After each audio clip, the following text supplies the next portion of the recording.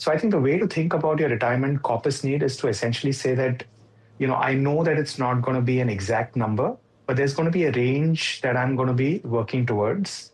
That range will allow me some clarity in terms of planning, both from other goals perspective as well as my retirement perspective.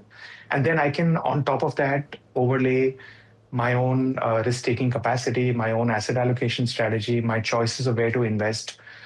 So it essentially becomes a combination. So you still save as much as you can, but then you need to allocate it to multiple goals that you're trying to save towards. That is fair, because and that's also something that he writes about, Morgan Housel, when he talks about living within your means and not overspending on certain things, because that can then foul up the entire calculation going forward. But you mentioned housing, and this is something that ends up being a very large transaction for a lot of people, particularly in your metro cities here in India, and your mortgage rates at this moment are what, 7.5% or thereabouts, but then they tend to hover around that 8.5% number.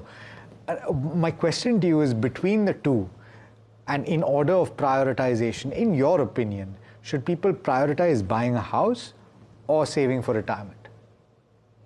So I think, this is a question that really depends on how different families want to look at it. Because on one side, you're looking at the stability that a house brings in today versus, your own survival, which is out in the future, or survival tomorrow.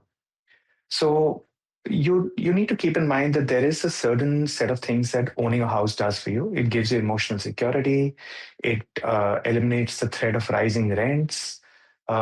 But at the same time, it's a very illiquid asset. And even though there are some solutions like a reverse mortgage, et cetera, that are coming in, you obviously can't, sell a kitchen or a bedroom in your house to be able to support, grocery expenses or a medical bill.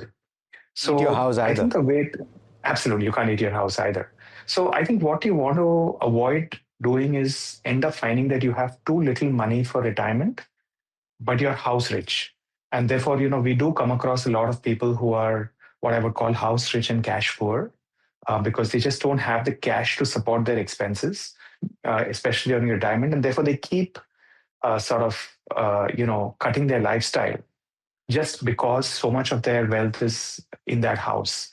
So I would say that, the way to think about this is build your retirement portfolio up to a critical mass, so that you can get to some point where, you know that your retirement's going to be taken care of, at least to a reasonable extent.